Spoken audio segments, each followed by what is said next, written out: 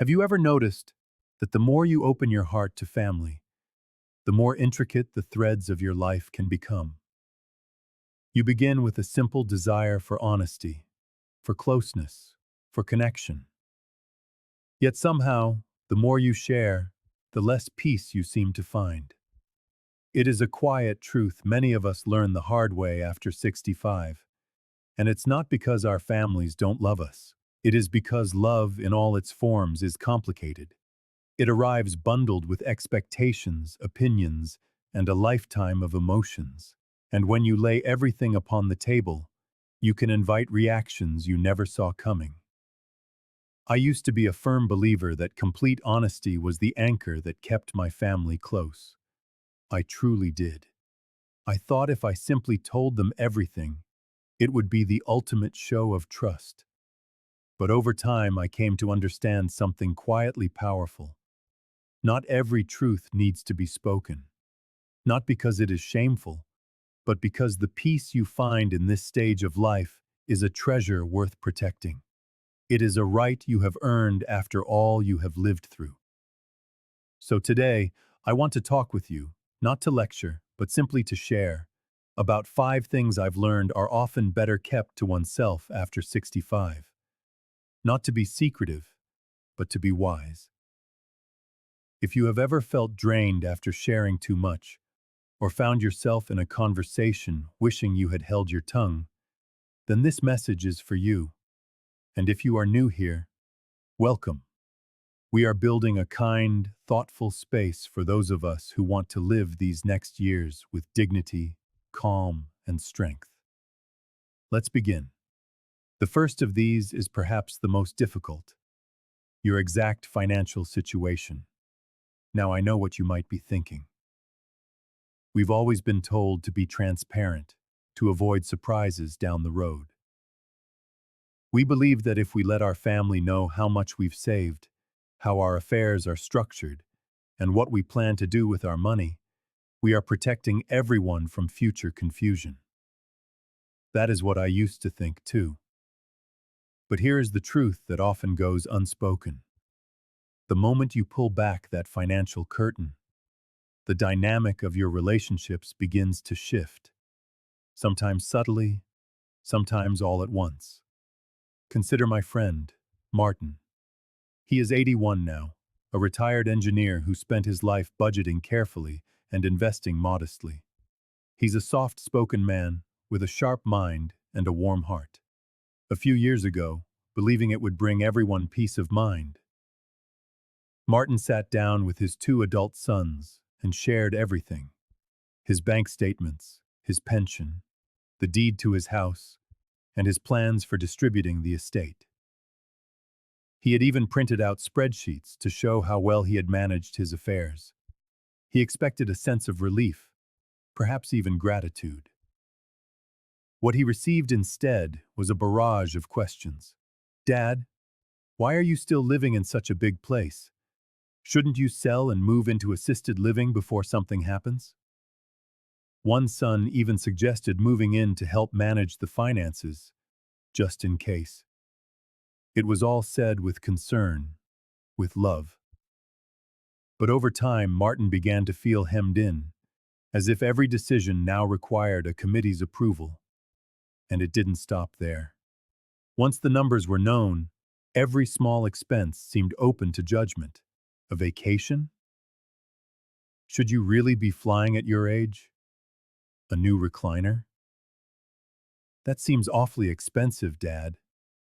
Even something as simple as buying a new pair of shoes came with commentary. And what hurt Martin most, as he told me himself, wasn't that his sons didn't care. It was that they cared so loudly, so constantly, that he felt he was no longer the captain of his own life. Here is the reality. Once you open that door, it is nearly impossible to close it again. Even the kindest family members can overstep without realizing it. In less fortunate situations, people who were once distant suddenly take a keen interest in your money. Not you, but your money. That distant cousin who never called? Suddenly, they want to visit. That grandchild who always forgot your birthday? Now they are asking about your will. I am not suggesting you shouldn't plan ahead. You absolutely should. It is wise to have a will, a durable power of attorney, and a trusted person to handle things if you become unable. But sharing the full picture prematurely can create a pressure you never asked for. Suddenly, your own decisions are no longer trusted. They are made with you, or worse, for you. Privacy is not secrecy, it is protection. You don't owe anyone your bank statements. You needn't explain why you bought a new television or donated to a cause that matters to you. Your money is yours, the result of decades of hard work and sacrifices no one else may ever know. And the person most qualified to decide how it should be spent or saved is you. Protect your peace. Share only what must be shared when the time is right, and with those who genuinely respect your autonomy. Because once your finances become a topic of family debate, you may find yourself defending choices that no one else has the right to judge. Now, let's turn to something that feels so natural to share: our health. After all, our bodies are not what they once were. The knees creak a little louder, sleep is not always a welcome friend, and some days we simply don't feel like ourselves. It is a normal part of life, and when you love your family, it is only human to want to share those experiences. We think, they care about me, they will want to know, and they often do. But what we rarely consider is how that information lands in the hearts of those who love us. You see, when we casually mention, "My back has been acting up again," or "I felt a bit dizzy this morning," it may feel like a minor observation to us, but to our children or grandchildren, those words carry an immense weight. Because they love you, they may overreact, not intentionally, but emotionally. What you see as a passing moment of discomfort, they hear as a red flag. And from that moment on, they may begin to see you differently. Let me tell you about Claire. She is 76, widowed for a few years, and fiercely independent. She adores her garden, volunteers at the local library, and walks her little terrier around the neighborhood every single morning.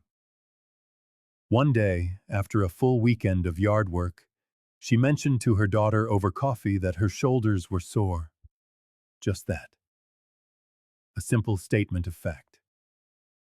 Her daughter panicked. She immediately booked a physical therapy appointment, started calling twice a day to check in, and even suggested hiring help around the house. Claire was taken aback. She appreciated the love, of course, but she also felt handled, as if she had suddenly become fragile. Over time, her daughter's comments shifted to, "Are you sure you should be lifting that? And maybe you shouldn't drive at night anymore." And Claire, who had always taken such pride in her independence, began to feel like a child in her own home, all from one offhand remark about sore shoulders. This is the subtle danger of oversharing health details, especially the small, non-urgent ones. In mentioning them, you are doing nothing wrong, but you may be unintentionally shifting your family's perception of you from strong and capable to someone they need to protect and manage. And that shift, once it begins, is incredibly difficult to reverse. Now let me be clear. If something serious is happening, a diagnosis, a condition that affects your daily life, something that requires real support, of course you should share it. Your family deserves to know, and you deserve their help when it truly matters.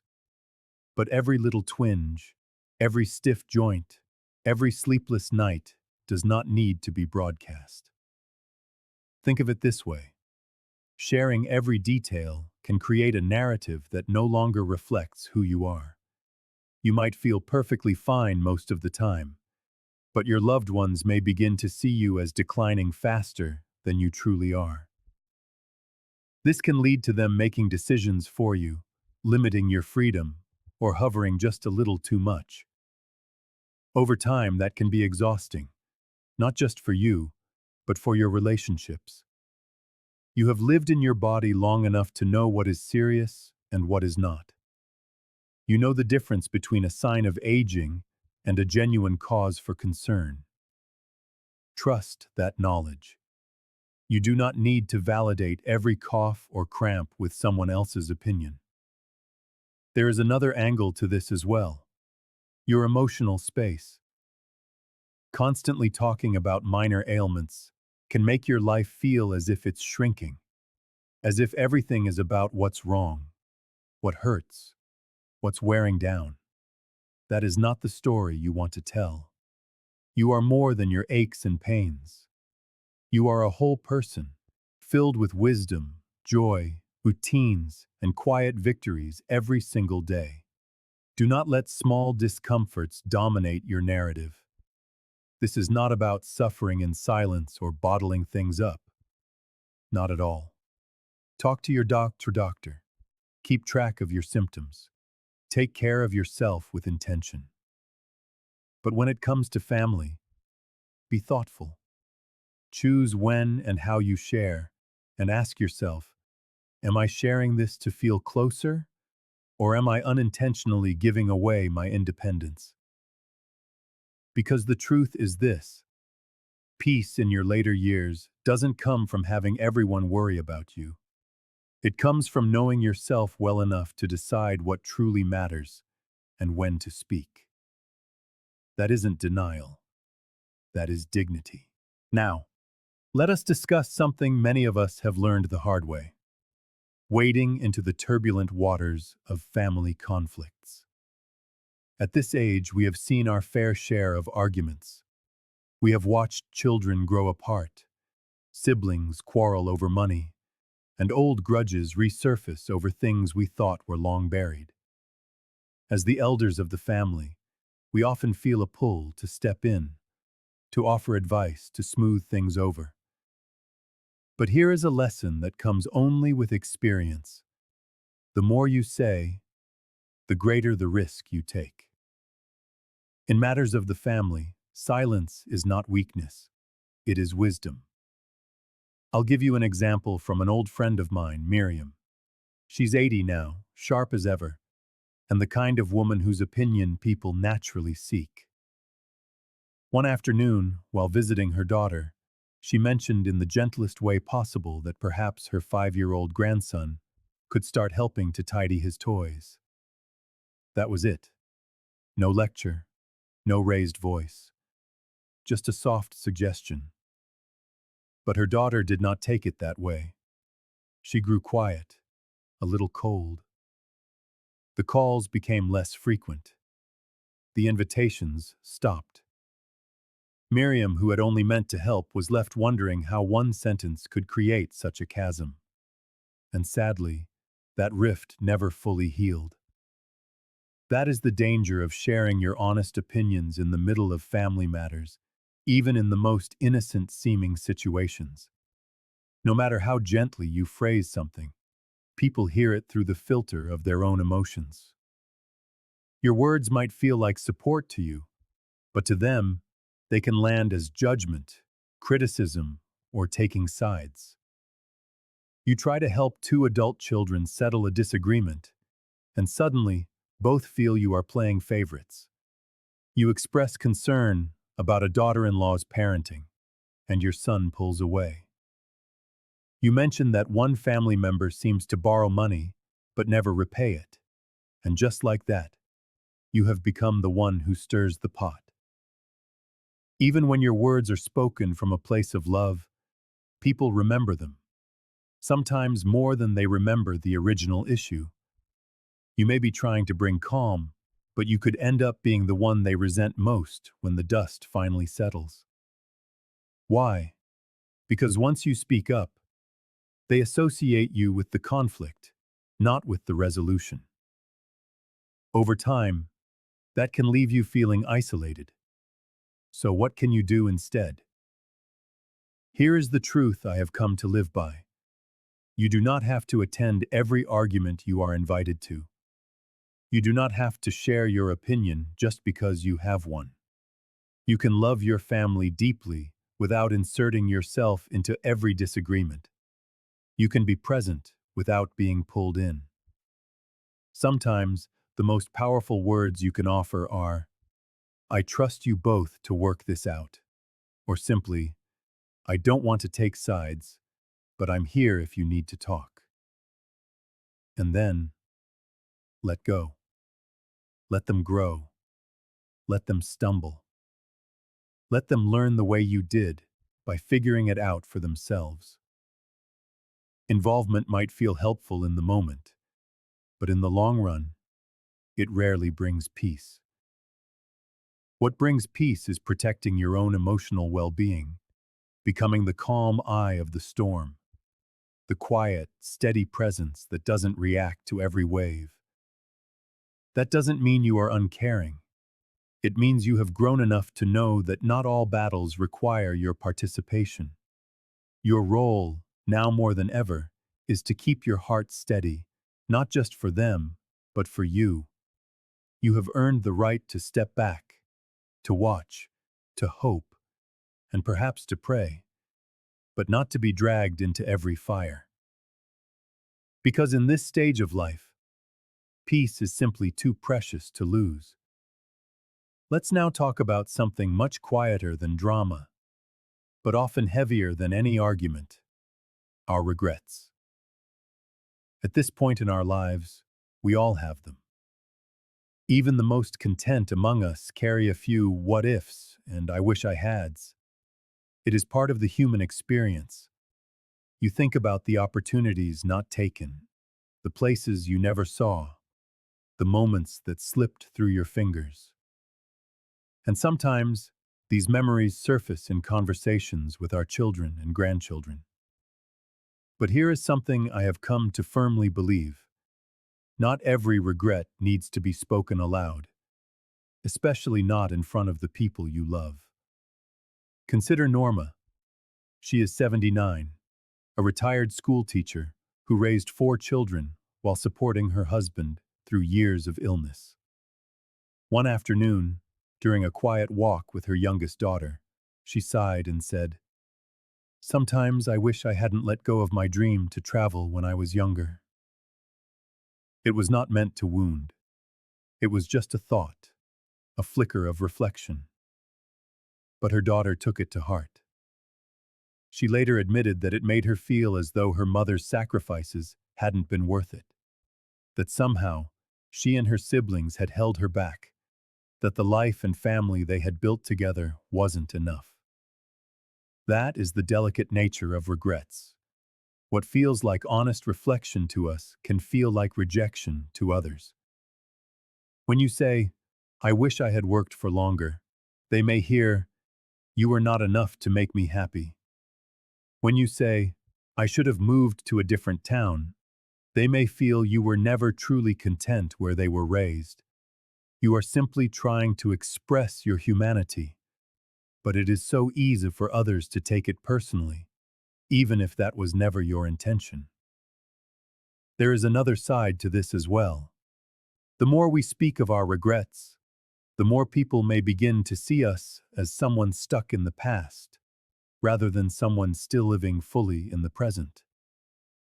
They might treat you more delicately, as if your best days are behind you, even when you feel vibrant and engaged with the world today. Your feelings are valid. Your regrets are real. But some reflections are better kept close to the heart, not because they are shameful, but because they are sacred. Sharing them too freely can accidentally hurt the very people you love the most. So instead of saying, "I wish I had done things differently," consider framing it as, "I have learned so much from the life I have lived." That one shift in language carries wisdom without sorrow. It shows growth without guilt. It honors your story without placing a burden on another's shoulders. This isn't about pretending the past was perfect. It's about choosing to frame your journey in a way that brings peace, both to you and to those who care for you. You have the right to protect the emotional space between you and your family. Remember, peace in our later years does not come from rewriting the past. It comes from making peace with it, quietly, privately, and with grace. Finally, let's talk about the fifth and final area where discretion is a virtue, one that many believe they should share for the sake of fairness. Your detailed plans for your assets. We have all heard the advice, haven't we? Don't leave your family guessing. Make sure everyone knows what to expect. And there is some truth to that, up to a point. Having a legal plan, a clear will, and a trusted executor is not just important, it is essential. But the piece of wisdom that is rarely discussed is this: the specific details of what you plan to leave behind, who gets what, and how your estate will be divided, are matters that can do more harm than good when shared too openly, too soon. Take the story of Edna. She is 83, a retired nurse who spent her life saving and investing wisely. She is a generous, thoughtful woman, deeply loyal to her 3 adult children. Wanting to avoid any confusion after she was gone, Edna decided to tell each of them exactly what she was planning: how the house would be sold, how her accounts would be divided, even which heirlooms were designated for whom. At first it seemed like the right thing to do, but within weeks, the atmosphere began to change. Her middle son, always easygoing, started calling more often, offering unsolicited advice about selling the house now, while the market is still good. Her daughter questioned why she wasn't receiving the same percentage as her siblings, given the sacrifices she had made. And her youngest son grew distant, hurt and uncomfortable with the entire conversation. What began as a thoughtful effort to create transparency turned into a storm of subtle competition, hurt feelings, and quiet resentment. And here is what Edna told me, word for word. I felt like they started seeing the inheritance, not their mother. That is the profound risk. When you share your asset plans in detail, even with the best intentions, you can stir up feelings of expectation, jealousy, or entitlement. You may believe you are bringing peace, but more often, you are opening a door to questions, comparisons, and an unintended tension. Once people know your plans, they may start to view your life choices through a different lens, subtly calculating and questioning decisions that are yours, and yours alone, to make. By keeping the specifics private, you allow your relationships to remain centered on love and connection, not on what will happen one day.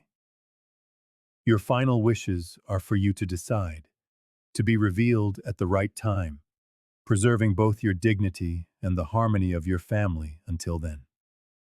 Why are you still living in that house if it's going to be sold? A cruise? At this stage? Perhaps that money would be better saved for the grandchildren. The questions come, sometimes spoken, sometimes not. It's a subtle pressure, isn't it? Not always in words, but in a glance, a hesitation, a shift in tone. And slowly, almost imperceptibly, it begins to chip away at something precious, the freedom to enjoy the very life you worked so hard to build. Now, let's be clear. This is not a call to abandon responsibility. Of course, a solid, legally sound estate plan remains essential. You still need a will, a power of attorney, and someone you trust to honor your wishes when the time comes. But that plan is a safeguard, not a script for your remaining years. Your retirement is not a negotiation table. You owe no one a preview of your will, as if it were the next chapter in a novel they're entitled to read. You are not required to justify your choices. What you choose to give or not to give is your decision alone. Because true peace in this chapter of your life is not measured by what you give away, but by how freely you live. Your legacy is not a number on a balance sheet. It is the life you lived, the wisdom you passed down, the love you have shown, consistently, quietly, faithfully. That is what your family will remember most, if you allow them to. And if you find that someone's interest in your life only truly ignites when the conversation turns to money, it may be time to ask a difficult but vital question. Do they value you or simply what you have? To shield your plans from this kind of scrutiny is not selfish. It is wise. It is an act of self-respect that allows you to enjoy your golden years without the shadow of judgment or pressure hanging over you. So, allow me to leave you with a thought I hope you will carry with you. You have spent a lifetime giving time, giving support, giving advice, giving comfort. But now is the time to guard something else entirely. Your peace. Peace for us is not a luxury. It is a necessity. It is the quiet of a home, the calm of a heart, the simple right to move through your days without being watched, judged, or second-guessed. And sometimes, protecting that peace isn't about building walls, but about simply choosing what to hold in reserve. Not from a place of fear or mistrust, but from a profound understanding of the value of space, of privacy, of shielding your spirit from noise that does not serve it. So I invite you to ask yourself, what truths are for sharing? And what truths are best held close? Not because they are secrets, but because they are sacred. If these words have resonated with you, we would be honored to hear your thoughts. Your story, your moment of clarity, may be the very thing another needs to hear. And if you wish to continue these conversations, we invite you to join our community, a growing circle of thoughtful individuals who understand that peace isn't found by accident. It is protected, one choice at a time. Thank you for sharing this time. Until we speak again, tend to your heart, guard your peace, and never, ever forget that you have earned it.